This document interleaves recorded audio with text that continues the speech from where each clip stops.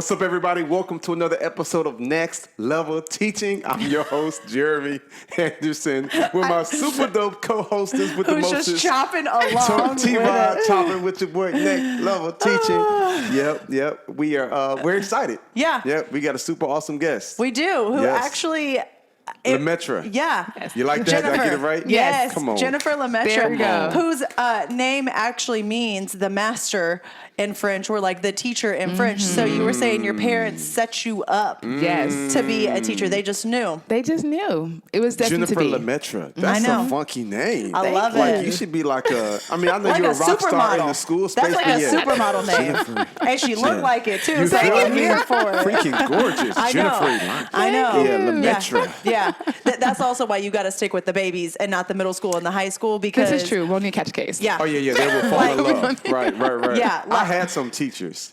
I'll tell you about the one that was Yeah. my neighbor. I would just show, this is probably too much, but I would just, let me just say, I would just show up at her door at least once a week, asking for help, and she would just smirk and be like, "Boy, go home." But let me just say, I was young. You were crushing. And I was full of what you call that? The hormones? Testosterone and Yes. hormones. And I was a horny little boy. Like, Yeah. you sure you want to help me? And she's like, "Boy, go home." And I was Yep. like, okay. But I just knew I was in love with her. And all middle best school behavior. teachers completely understand. I'm sure high school teachers do too, but like at least by high school they can start to control it a little bit. In Yeah. middle school Oh they my have goodness. zero control over None. it. Right. They don't know what to do with themselves, and everything's so like giggly. Like especially as a math teacher, try talking about variables with the letter D. I'll help My you with mind that just D, went. Miss Rodriguez. Make sure you find the D. Okay. Yep. Y'all are cutting up. This is going left. Listen to me. The jokes that I would have had. But this is my life. Like y'all laughing. This is my life. This is real. Like we talking about cylinders and spheres. Right. Okay, so cylinders, what are they? They are, or spheres, they are balls. Right. And Can you help then me with all my the mid- balls? No. With my spears, Miss Rodriguez? This is my life. This is my life as a middle school teacher. Hence why we do elementary over here. Yes. There we go. There we go. Yes. Okay. Yes. How long have you been in elementary? I have been teaching for 10 years. Okay, nice. Awesome. And so always elementary. I did student teaching briefly in middle and high school. And you said nope. No. Right. They were like, I looked too much like them at that point. Right. Yeah. So they were, lines were getting blurred. I'm like, let me go somewhere where it's clear I'm the teacher right. and you're the student. Yes. Right. So elementary is my sweet spot. Yeah. Right. When did you first know that you were called, to be a teacher? To be honest, so I have a brother and a sister. Okay. And so growing up, I'm nerdy by nature. I really am. That'd be a dope shirt. Yes. And That'd that be a is dope me shirt. right there. Nerdy by nature. I'm like, I was the girl on the school bus with books. Part of it because I didn't want anyone to bother me. So I figured if I would look busy, this is before cell phones. So if I look busy, then you'll like leave me alone. Right. But I also love to read. I love to learn. Right. And I enjoyed school. I Right. really did. And so when I got to college, of course, as you grow up, you get jaded. And you're like, okay, you want to be a teacher? And people always give you that look like, aw, you want to be a teacher? Aw. Bless you. Because it's low-key. Good Because it's luck. low-key volunteer work, Yeah. So I went through a phase where I wondered whether or not teaching was for me. So you get to college, everyone has these big dreams. And I'm like, hey, well, what do I want to do? So I was undeclared for my first 2 years. And then I was like, I'm going to do psychology. Right? 'Cause I enjoyed learning about it. And then a mentor at the time looked at me. He's like, so what are you going to do after you graduate? I said, I'm going to be a marriage and family therapist. He said, not with a bachelor's. And I was like, what? He said, psychology is very broad. So what is your plan? And he pushed me. He's like, do you want to be a lawyer? I was like, no. Do you want to be a doctor? No. He said, what about education? Which really was him calling me back to what I knew I already wanted to do. I love when we run. Listen. The Lord said, hey, Like come on Jonah, back. come back. Yes. Get back on track. I told you. right. Yeah. Yes. So Yeah. I went ahead and luckily Georgia State, which is my alma mater, go Panthers, I went back and I was like, you know what, let me consider it. Fortunately, Georgia State allows you to do like a tester before you enter the College of Ed. So I was able to have some classroom, like an immersion experience. So I went into an actual school as a student in college and got to see if I even liked the environment before I declared it as my major. Right. Y'all, I walked in there and I was getting all the tingles. I saw stationery, markers, Mrs. Sketch markers, paper. I was like, oh, this is my spot. Like, this is where I need to be. Yes. I loved it. I knew in that moment, I'm like, I'm declaring my major now. So I declared my major right after that. Went through College of Ed, loved it. Georgia State's College of Ed. Not supposed to be, I'm not trying to promote them, but it was just great. Right. It was a great College of Ed situation. And I've been teaching ever since. I've loved it. That's amazing. That's amazing. Yeah. And so you said that you have done kindergarten through fourth, but mainly have stuck to kindergarten and second? K through 2, yeah. Okay. Those are my sweet spots. So I've taught in different counties. I've taught for public charter schools as well. And I remember I've always just loved them when they're younger. Like laying that foundation has always been really important to me. Because a lot of people, they see elementary and you either love it or you don't, right? Yeah. But I also recognize that elementary school is foundational. Yes. It really is. I always say the battle is won or lost in elementary school. Yes. Because if it's not done correctly, that's going to have a huge impact on middle and high school and any subsequent grades that continue on. And so I always saw it as like a responsibility. Like if you're going to be an elementary school teacher, yes, you get the hugs, but I also hope you know what you're doing. Because if you don't do this right, then you could be setting these children up for failure. Yeah. And so, K through 2, I especially love second grade though, because second grade, they're still young enough to love on you, but they're old enough to be independent, right? So it's just been great. I absolutely love it. Wow. So as a middle school teacher, I cannot fathom all the preps that you have, right? Like I have one prep, maybe two if I'm standard and accelerated math, but you got every single subject under the sun. How do you do that? So fortunately for my school district, we actually departmentalize our subjects. So like for kinder, right now we have it's a team of us. So there's 4 of us. One of us plans reading. One of us plans math. One does science. So that really helps us to share the load as opposed to all of us trying to, because again, I know that sometimes in teaching we have a bad rap of trying to be on an island. Yep. But if it's a team effort for real, then it's like, well, why aren't we all doing it? Because if they're all in kindergarten, especially consider, the children who may have a sibling in the same grade, like twins. Yeah. So is one kid going to get one set of instruction and another one gets a different? Well, then it makes it difficult for the parent at home to deal with homework, to deal with, Just keep it, why not have it a bit uniform? Your teaching style, you can have your own teacher finesse, but still, what are we learning should be somewhat streamlined. So by us being able to share the load, it makes it a lot easier. Yeah. That's brilliant. Yeah. And you've got to be a special person. Me and Tori always laugh because if we have teachers that's like, high school all day, I can't do the younger kids. Then you got those like you that's like, no, give me the babies, the formative. Then it's like, nah, high schoolers, they too frisky. Little kids, they too immature. Give me middle schoolers. You don't even see yourself middle, high school. You feel like, I've been called to this particular space right here, huh? Yeah, I really feel like, now granted, I think now that I've been teaching for 10 years, I'm more open to middle school. Okay. So I also tutor. So I also am able to tutor the older kids. Okay. I'm willing to do that on a one-on-one basis. Now, in an actual classroom setting, right. I don't know. But I do think that essentially my call is elementary school. I really I love it. I really do. And I think it makes sense because you have people, and me and Tori have recommended that in the previous seasons, to tell educators, if you feel like you feel burnt out, you feel disconnected, you feel like you're not in a good spot, maybe it's not the profession. It might just be the school or the district or just that grade level. Yeah. But shifting it to a high school or a middle school or elementary school to switch it up, then you might find, because we had a guest that was just like, I was going to call it quits, but an opportunity opened here and went to another grade level and was thriving. Yeah. And so I just find it interesting. And we love it when we come across a guest like you that's like, nope, this is my sweet spot. Because we've had some that's like, I can't do elementary, but they thrive in high school. So I find that pretty cool. And you said that you've actually been in different counties, and then you've also worked for state charter. So what has that dynamic looked like? Because... and what's your thoughts on charter schools, too? Yes. You want the good stuff. Yeah. I started off in a public school. So just a typical, county. And it's funny because my first job was actually in the school I went to when I was in first grade. Okay.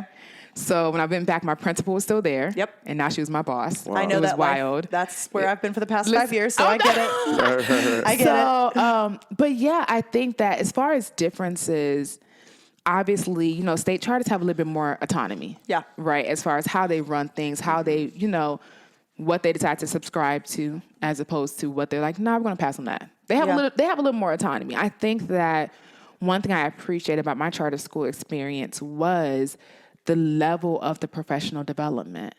I know that school districts are doing the best they can with professional development, but sometimes it can feel very like either random or like watered down, at least in my experiences. Yeah. And a lot of people have this like, oh, I don't want to go. Like it feels like you're pulling teeth to make teachers go to professional development. Well, and quite often I think that it's because I don't see either how it works with me. Like I remember there was one, and I think Ryan was there for it, and it was all about like literacy. And they couldn't tell me how I could make it work as a math teacher. And I'm like, okay, so why am I sitting here at a 2-day professional development? A mandatory one. Yes, about something that's not going to help me. Or the other times it's people that are up in the ivory tower telling you what you need to do when it's not realistic. You really said such a mouthful there. 'Cause I think that it's real. These are the conversations we're having. Yeah. Right? As educators with your team members, you're talking about like, so I just spent 2 days and none of it is relevant to what I do. None of it. And then you got people like me that gets the bad part of that. So I come in for professional development, and they like, so what school did you teach at? And I'm like, you hit me with that energy. I'm like, for one, I'm not here to show you how to teach. I'm not here to show you how to do your job. I'm going to show you how to connect with the hearts of these kids. So I take a different angle. I can't begin to tell teachers how to do their lesson plan that. But when it comes to building relationships, connecting with the kids, and, diversity, equity, inclusion, like implicit bias, like really searching your heart, really kind of seeing what's going on, seeing things that's what I can help to do. But I get it because there are so many bad PDs that when I come in, they looking at me like, what's this guy talking about? But then that's probably 50-50. But then there are half of the schools, they show my videos to their kids, and my videos be having them crying. So when I come in, I'm like the man. I'm like the hero. But then I got some schools, they were like, what's he talking about? And I'm like, okay, you don't know me, but just give me about 5 minutes. And you'll understand. And you'll understand. And that's True. the thing, though. I think teachers, we want to be wowed. We do. But we've had so many underwhelming situations where you walk in and you're just kind of like, okay. Thank you for your time. I'm assigned this sign-in sheet to prove I came, and then I'm going home. Yep. Right? But when you do have those moments that wow you, it actually feels good because as educators, I feel like we're naturally perpetual learners. We want to learn. We want to get better. We want to help our kids. So don't waste my time. I probably gotten 400 apologies from teachers over the years. Just them coming to me afterwards, either in tears or just saying, I have to admit, when you came in, I was frustrated. I had attitude. I'm wondering who is it, why he got on blue jeans and a T-shirt.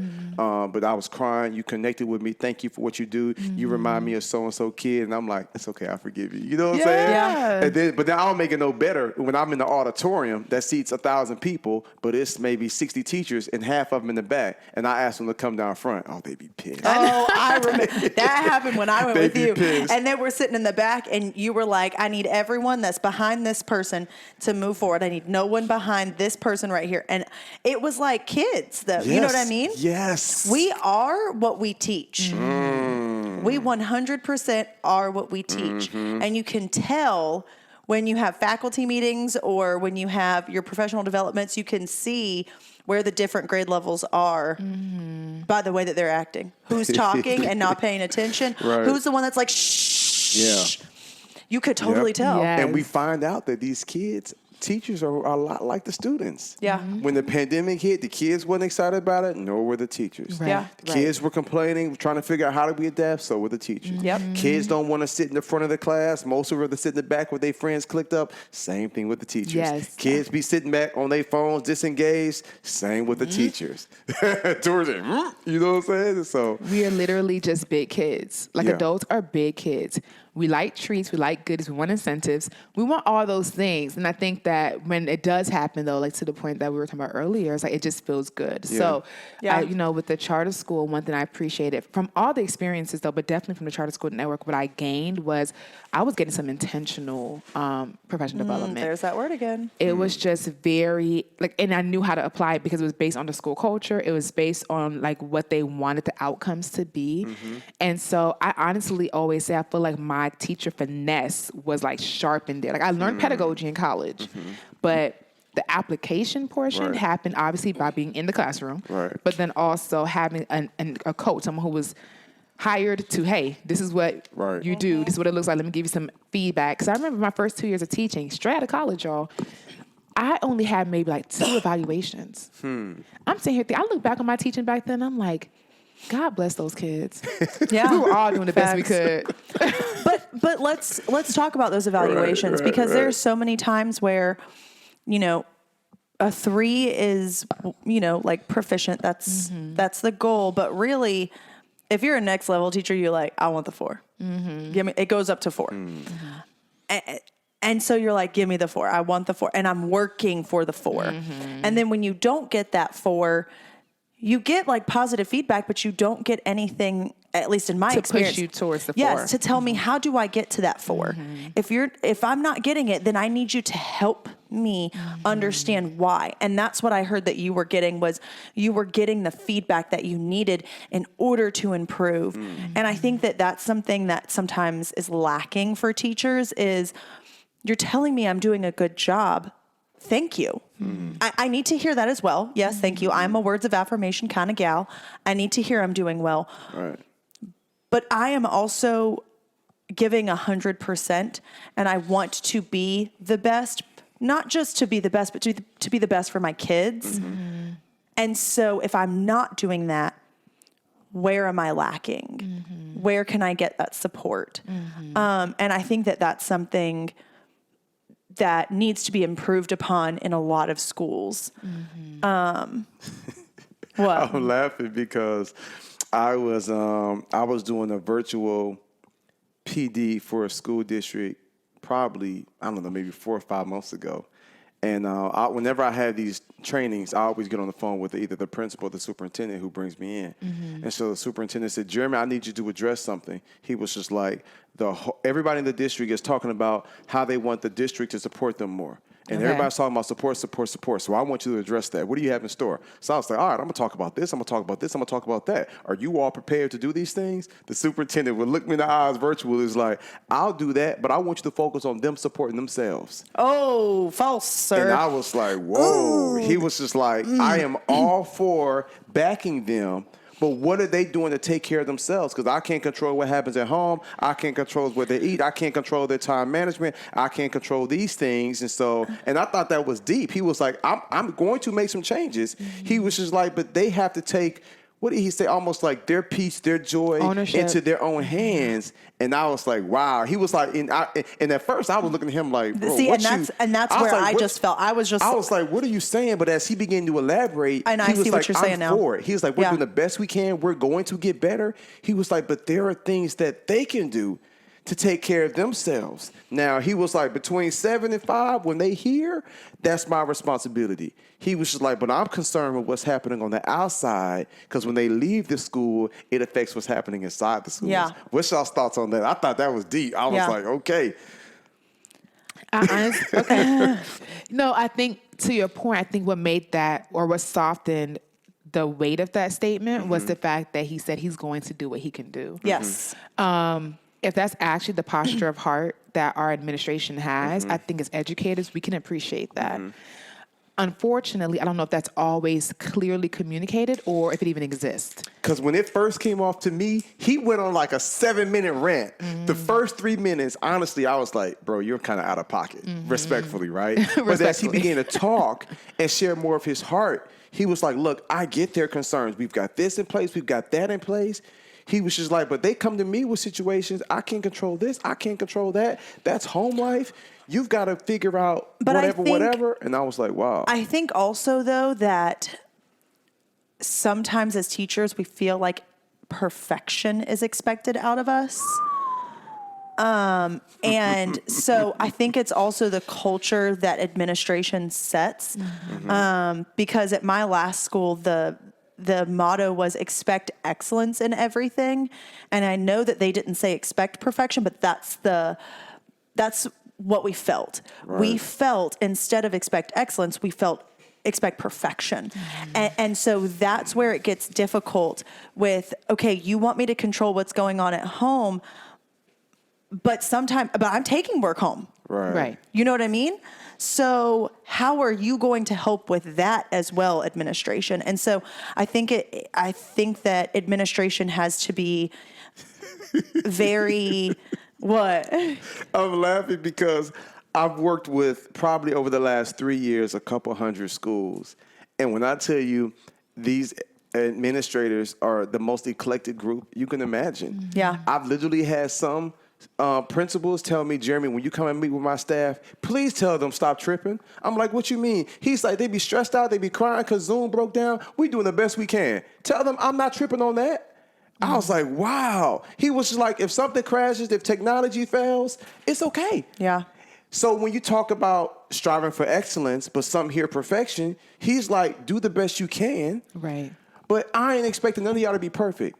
And we all trying to figure out this virtual world. But then now I have another principal that wants me to give a different type of message to his staff. Yeah. And I'll be conflicted. I'll be up in there like, okay, Holy Ghost, I need you. Like, Yeah. I feel what the superintendent is saying, but I also got to speak to the heart of the staff to let them know, I get what you're dealing with. Yeah. And so I just thought about that because it's like, I have one principal that's like in touch. That's like, look, I know it's hard. I don't know how y'all doing what y'all do. Jeremy, just love on them. But I got another principal that's like, he want me to be the bad guy. Oh yeah, or he want me to be the bad guy. Yeah. He want me to be the bearer of bad news. He want me to prime them up because they about to roll out this new agenda. Yeah. And he's like, I need you to get them all in one accord.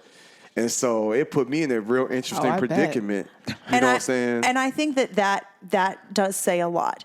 So speak to the differences that you've seen in administration Yes. and the culture of even the different counties and districts that you've been in. And would you go back to a charter school? Yes, I think honestly, I've been fortunate for the most part to not have any crazy horror stories. As far as admin, have I seen different styles? Fortunate or favorite? You feel me? Like, that's a blessing. Listen. 10 years and no horror stories? No, Yeah. yeah, I haven't had any horror Wow. stories. Praise Obviously, there's God. different levels Right, or like different right, styles. Like you right. said, eclectic. I love Right. that because it's like people have different styles and how they want to Yeah. lead, right? But I feel like progressively over the years, it's only gotten better and better. So when I first started, obviously, I shared that I got almost like no evaluations, right? So my first school was like, okay, didn't learn the most as far as how to become a better educator there, but it was a good experience. Next school was the charter school. I enjoy being there. Obviously there's pros and cons. There's longer hours because it's a charter school network. Big work, hard work. It's a lot, right? So it was fine for that time, but the admin definitely was supportive. I mean, we got spoiled in my charter school, though. Like, y'all, we used to have, everything was brand new. We had Letterman jackets. They were flying us out to Cali. What? I'm sorry to say what? I ain't never been to Cali. So, hired for a him? professional, listen, we were spoiled rotten, okay? Man. So, yeah, dang. we were good. And then even the last school, most recently, I love it. Like, my principal is stellar. Really, really, supportive and all that. So Wow. I've just been fortunate again to have good experiences that just got progressively better. Wow. And I try to stay out of nonsense. So I feel like I don't have a hard time when I'm in the Yeah. school district. Yeah. Oh, yeah, you be avoiding all the drama? Oh, yeah, Like, no, I'm good for that. Well, and I think that's something we've talked about before, Jeremy, Right. is avoiding the drama because sometimes we can spiral into it as teachers and we can feed into it. And then that can just ruin the experience for us, honestly. I stay away. I'm so incredibly head down about the students. How can I best serve them? How can I show up for my scholars? That's always been the thing that fuels me. Yeah. And so, I think that, and also I feel like people, you can feel people's energy. When Yeah. you can try certain stuff, Yeah. right? I think people just know, Jennifer's not about that. Yeah. Because I don't talk about any nonsense. So if you brought it to me, it would feel out of place. right? Okay. So, okay. yeah. That's deep. Yeah, I need you to unpack that a little bit for me. Yeah. No, because it's like, for example, if I come in and I'm being negative Nancy, then you feel comfortable being negative with me. But if I'm coming in, I'm smiling, or I'm just being quiet and reserved Minding or your whatever. business. Yeah, then you don't know what type of unicorn I am. It's kind of like, can I do this? Eventually, people don't want to figure it out. They don't actually want to think deeply about stuff like that. So if I'm having a bad day, I want to go to the person who I know is gonna fuel that. Right. But I'm not going to do that for you. And so I think, especially on teams, I always try to be the positive one, or hey, if y'all feel like having that, you're allowed to vent. You're human. But if you're going to vent, I hope you're ready for something constructive coming your way. I'm not going down a rabbit hole with you. One of the first, that's interesting you say that, one of the first PDs I ever did for a school in Alabama, it was a middle school. And I sat down with the staff and I asked them, I said, what do y'all do like during your break? Like, what do you do to feel refreshed and revived? And they was like, oh, me. They were like sharing different things. And one teacher was like, we go in the break room and we just dump like the worst thing that happened that day on each other. I said, how does that make you feel? And they was like, well, we get to release it. But then she was like, but I kind of feel worse. Because everybody's sharing like all the negative stuff. Yeah. I was listening to Erica Campbell one morning, and I think she and Griff were talking about the fact that it actually doesn't help to do that, because it actually doesn't release it like we thought, like we think it would do. It actually just perpetuates it. Yeah. And it doesn't make the frustration go away. It actually makes it worse. Yeah, and especially if everybody's dumping their worst stuff, and now you taking on that negative energy and their frustration. And it just fuels you up, and it just adds fuel to the fire and the frustration of what's going on. I think the false comfort people think they're experiencing is that they don't think they're alone. So like when they're doing the venting, it's more so like, I feel seen and I feel validated because you're also having a crazy experience. And you understand where I'm coming from. Right. You feel my hurt and my pain. But like you said, there's no solution. So yes, you feel heard and you feel like somebody can somehow empathize, but do you actually feel like you're resolved? Yes. Probably not. Well, and my therapist said something to me as I was going through this past COVID year. And I was talking about how everyone has said to me, but you're not alone. And I'm like, that's great, but that doesn't help my situation. And my therapist said, Tori, you're right, it doesn't. It actually compounds the situation and the stress and the anxiety that you feel, because the people that are normally there to help lift you up are also feeling this stress and anxiety. And so they're not there to help lift. And so you're both just down, right? And so I think we have to remember that as teachers, is that break room talk, that break room vent actually isn't helpful for anyone. It actually is just making it worse. Yeah. And you keep the energy high. Focus on the positive. We say don't focus on what's wrong. Focus on what's strong. I like that. Yeah. I like because that. your kids need that. Yeah. These little babies need that. They got enough drama. They got enough ratchet, crazy stuff, depression. They feel absent. Yeah. You know what I'm saying? They feel invisible at home. Like they need, saying your undivided attention tapped in. Yeah. They do. Have you had a breakthrough maybe you can share with the kid that maybe was standoffish, maybe was a certain way, but then you realized what was going on at home, you connected with them, you built a relationship, you brought them back around? So I remember when I was a grade level chair, I was teaching third grade. And even though I was the chair, I was still teaching. So I was still working with the kids. And there was this one baby. Now, I had the unique experience of actually traveling with them at this school. So I taught him I was aware of him from kindergarten. So I was with them kinder, first, second, third. That's a blessing. But he had never had me directly as his teacher until third grade. I was always on the team, but never his actual teacher. He had a little reputation. He was a little, Yep. but he was a little Jeremy then. Listen. Maybe I'll have his own podcast one day too. Okay, I would listen. But he was a character. However, there was definitely background there. I didn't know it originally, and so when I first met him, he took a liking to me. But he gave me a run for my money. He did, because I think he'd come to expect that teachers expected the worst from him. Because he was, I mean, this was the kid running up and down the halls. He was fighting teachers. I mean, he was little, but he had some in him, okay? Yeah. So you wasn't going to play him crazy. And so his, I found later on, though, that his home life was interesting, right? So I taught at a charter school, but the charter school was definitely in the middle of, you know, a transitioning area.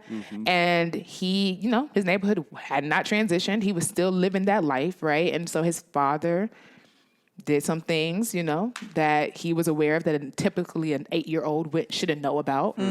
His mother also did some things that typically an 8-year-old should not be privy to. So it's just, they're coming with some knowledge that I know when I was 8, I didn't even know some of these things existed. Right. Yeah. When I was 8 years old, one, I was pretty sheltered, I'm sure. But also I feel like, you know, like drugs and all, that's not what I saw in the movies. Right.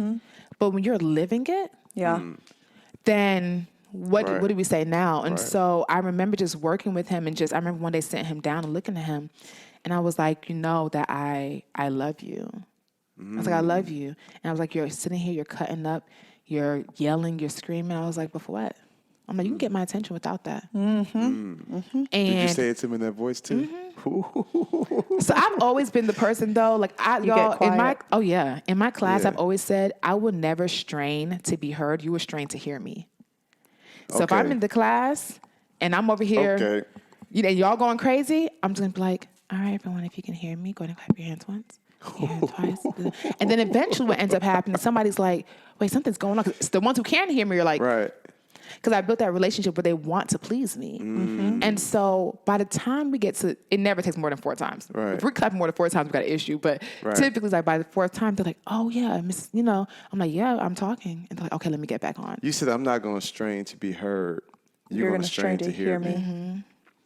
I'm not raising my voice And for that's y'all. another way of training them up. It's Absolutely. like, you better stay ready. We can talk normally and be heard. Yes. You don't have to scream. That may be normal in your life, but just because you know how to function and dysfunction does not make it normal. Just because And so I'm just like, you know, so I think that So for you him. told him I love you. I said, I love you. Yeah. And that definitely, I remember that was the turning point, because after that, the rest of the school year, everyone knew if there is an issue, you take him to Jennifer. Because he would always de-escalate. Like if he saw me, he can come out on 100. I'd walk down the hallway. I'm just like, come here. And I could see him huffing and puffing, coming down the hallway. But by the time he got to me, it was like you could just see. He's like, okay, let me get myself together. And that's why I just really think that love is powerful when they know. You can't just say it. But when they know you care, it can change everything. And I think it's okay to say, I love you to kids.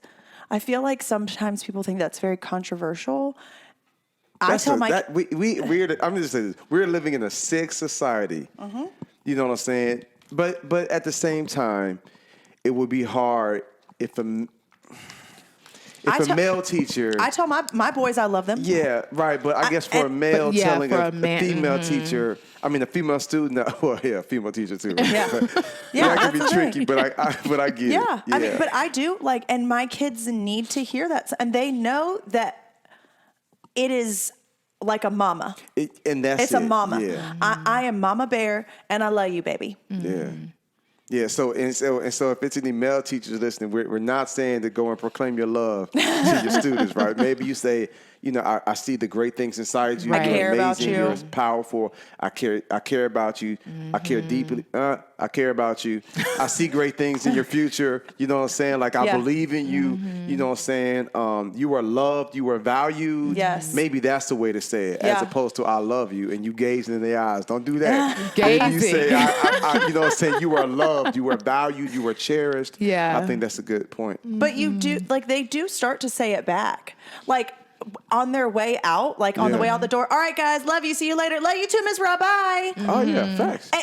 And it is that relationship that you build, and that is how you tear down those walls. They're not getting that at home. That's the thing. Some of them aren't. Yeah. Some of them don't hear those words. At all.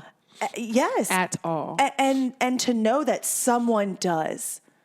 Yeah. I remember the first time one of my kids saw two, like a man, like one of the male teachers, they gave each other a hug. Like, what's up, bro? Gave each other the hug. He had never seen that before. He was like, what you doing? And it's like, What do you mean? What do you mean? He hadn't seen that. And it's like, you do know, like, it's okay to show affection as a man. Yes. You know, Right. you can show love to your boys. It's not just clowning them all the time. I mean, Right. y'all can do that too, but Right, it's right. okay to also be like, Yeah. hey, and show love. And he had never seen that. He'd seen, you know, I think especially something that I would realize, especially with our black boys, is that they feel like they only are allowed to show two emotions. It's anger or joy. So everything's angry if it's not joy. So it was like, I'm frustrated, so I'm mad. I'm embarrassed, so I'm screaming, I'm yelling. It's like, oh, but you actually know there's other adjectives, but you just only know how to express these two. And so when you see love, it's like, well, I don't know what that is. And I think especially in the communities that I've taught in, that was something that kept being recurring. It was like, no, show love. And like you said, it looks different. It doesn't have to look one way, Right. you know, but just show and know that it's okay. That's part of our human experience. And I love the fact, I think with that mindset and your passion and compassion, but also the tone in which you speak in. Yeah. You got a very soothing voice. And so when Tori's like, I love you, bye, it's very warm. It's very loving. It's very inviting. And I can see how that would de-escalate. Just your tone, in a sense, can de-escalate certain situations. That's awesome. Thank You you. got the juice. We got a few last questions and then Sure. final, Yeah. and then Rapid fire. Rapid fire. I got you. Ooh, rapid fire. So, Yes. what's one thing that you would tell the former you? One thing that you know now that you wish you knew when you first started, or one thing that you would share with To a the first year. teacher? Yeah. You said either or both? Yeah, both. You got the juice. Come I got on. the juice? Yeah. All right. Ask me the first one again. What Sorry. would you share to your former self? You know, or what do you know now that you wish you knew when you first started? And then what advice would you give a teacher?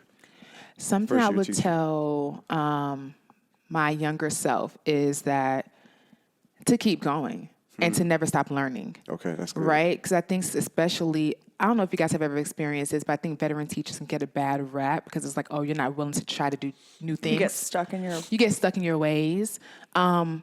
If it's working, great, but that doesn't mean another way can't work. Yeah. And so I think that my younger self, I was really trying to like, okay, what is my way?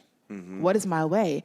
I think it stifled my growth as an educator for the first 2 years until I got the professional development, all that, because it made me feel like, okay, well, everyone else has their own way of doing things. They've been doing it for 30 years. What's my way? Yeah. And I wanted to find it, but I wasn't as open to like, okay, let me keep learning. Yeah.